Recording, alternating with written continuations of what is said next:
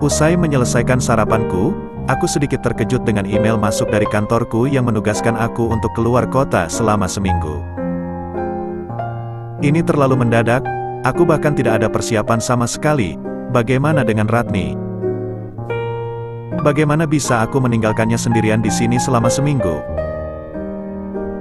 Rat, aku baru dapat kabar dari kantor aku ditugaskan di luar kota kurang lebih seminggu. Kamu nginap di rumah ibu aja ya. Mas khawatir kalau kamu harus di sini sendirian selama seminggu. Kalau pulang ke rumah di kampung bisa Mas, sudah hampir 4 bulan aku tidak bertemu dengan ayah dan ibuku. Boleh, besok pagi nanti Mas minta tolong Bapak buat antarkan kamu pulang ya. Mas nggak usah. Aku nggak enak ngerepotin Bapak. Ratni bisa kok pulang sendiri. Kamu yakin? Iyalah Mas, aku kan sudah dewasa. Ya sudah terserah kamu saja. Nanti kabarin Mas ya kalau sudah selesai bereskan pakaiannya. Mas harus berangkat sekarang karena ada dokumen penting yang harus diambil di kantor. Iya Mas, nanti Ratni kabarin Mas. Dapat kabar mendadak harus berangkat sore, namun pagi ini aku juga masih disibukkan dengan mengurus beberapa dokumen. Inilah sulitnya dari jabatan baru yang kuterima, tanggung jawabku pun semakin besar. Ini dokumen yang harus dipersiapkan, sini biar aku saja yang bawa. Suara Gea tiba-tiba menyahut di sampingku. Loh, kenapa kamu yang bawa? Tanyaku bingung. Kita kan sama-sama akan berangkat ke sana. Berangkat bersama? Ya Tuhan, kenapa harus keluar kota bersama Gea? Semoga dia tidak akan membuat masalah di sana. Ya sudah ini, balasku sambil menyodorkan satu map berisi surat kontrak yang terdapat di dalamnya. Sepanjang perjalanan aku sedikit kepikiran tentang Ratni. Ya setelah pertemuan kami pagi tadi, dia tak bisa menungguku kembali ke rumah untuk mengambil barangku, karena jam keberangkatan bus untuk pulang ke kampungnya akan terlewat. Padahal aku sudah berusaha secepat mungkin, namun Gea malah menghilangkan dokumen yang sudah kucetak. Ah, sial, namun, tak apalah aku bisa menelponnya nanti. Selama perjalanan, aku sangat kerepotan karena ulah Gea, semobil bersamanya saat perjalanan keluar kota bagaikan mimpi buruk bagiku.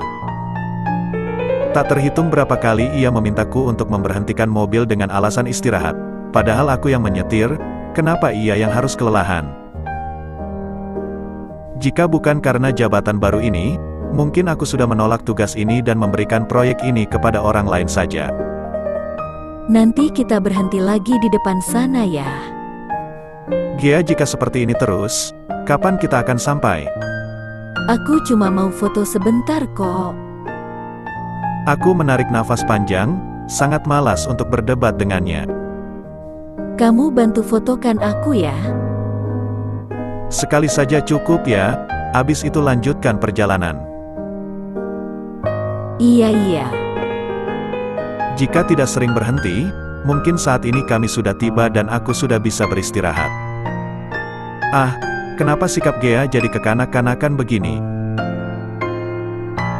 Sudah 2 hari aku di sini, namun aku belum sempat menghubungi Ratni. Dengan segudang rutinitas kesibukan, ditambah sinyal yang buruk saat berada di hotel membuat aku kesulitan berkomunikasi dengannya. Aku juga heran kenapa di daerah pusat kota seperti ini masih ada beberapa titik lokasi yang belum dijangkau dengan jaringan yang sempurna. Memang kota ini belum semaju kota yang kami tinggali. Biarlah dengan sebuah pesan yang sudah kukirimkan kepadanya kemarin, semoga dia bisa mengerti keadaanku. Hari demi hari berlalu, terhitung sudah hampir 5 hari aku berada di kota ini. Jujur aku sudah tidak tahan dan ingin sekali untuk segera kembali ke rumahku. Selain merindukan Ratni dan juga suasana rumah, aku juga sudah tidak tahan dengan tingkah Gea yang setiap hari selalu merepotkanku. Keseharianku di sini 70% mengurus pekerjaan dan 30%-nya mengurus Gea. Tak terbayang betapa kesalnya aku pada saat malam tiba yang seharusnya aku sudah bisa beristirahat dengan nyaman. Namun aku malah harus menjemputnya yang sudah mabuk di sebuah bar. Memang ini bukan urusan dan tanggung jawabku, Namun, secara manusiawi sebagai orang yang pernah dekat denganku, aku juga sedikit tidak tegaan. Bahkan jika itu orang lain pun, aku akan tetap melakukan hal yang sama mengingat tingkat kriminal terhadap perempuan di kota ini sangat tinggi. Sebagai seorang teman aku juga tentu mengkhawatirkan dirinya. Namun, tak kusangka ini akan membawa malapetaka untuk hidupku. Di saat aku sedang memapa Gea untuk turun dari taksi dan membantunya masuk ke dalam hotel, di saat yang bersamaan aku bertemu dengan papanya Ratni. Ya, Om Gilang yang sekarang sudah kupanggil dengan sebutan Bapak. Bagaikan mata yang berapi-api, ia menatapku dengan penuh amarah. Dengan penampilan pakaian Gea yang terbuka dan bau alkohol yang sudah menyeruak dari mulutnya, sudah bisa kupastikan apa yang ada di dalam benak papa mertuaku itu. Ditambah lagi kami bertemu tepat di sebuah lobi hotel. Apapun penjelasanku pasti tak akan diterimanya. Ah, sialnya kenapa aku terperangkap dalam situasi seperti ini. Kita harus bicara. Iya Pak, ucapku sampai terbata-bata karena takut. Rio sayang. Suara Gea yang melantur saat mabuk membuat situasiku makin rumit. Aku berusaha melepaskan tangannya yang mulai melingkar ke badanku. Kamu masih ingat, ini gelang yang kamu berikan waktu ulang tahunku dulu. Ah, ingin rasanya aku menyumpali mulut Gea agar tak cerewet lagi. Mendengar ocehannya Gea pasti membuat papa mertuaku malah semakin salah paham kepadaku. Lepaskan dia, bentak papa mertuaku. Dengan bantuan pihak hotel, aku tak perlu mengantarkannya sampai ke kamarnya. Namun, kini aku sedang menghadapi masalah yang sangat serius.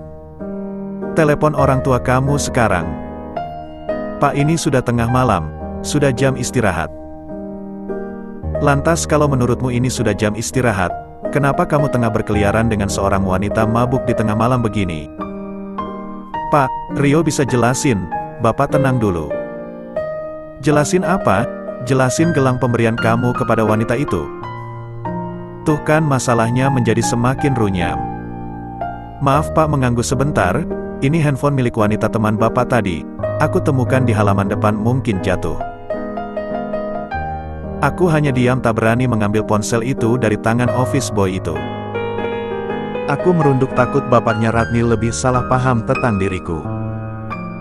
Langsung bawa saja, ucapanku terhenti melihat tangan bapak mertuaku yang langsung menerima ponsel itu. Entah kesialan apa yang menimpaku hari ini, layar ponsel itu menyala dengan gambar depan yang diatur dengan foto lamaku bersama Gea.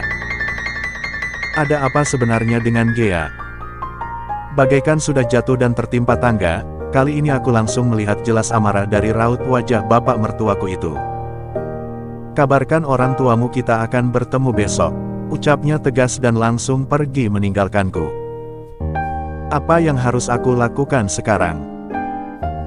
Kenapa semuanya jadi serumit ini?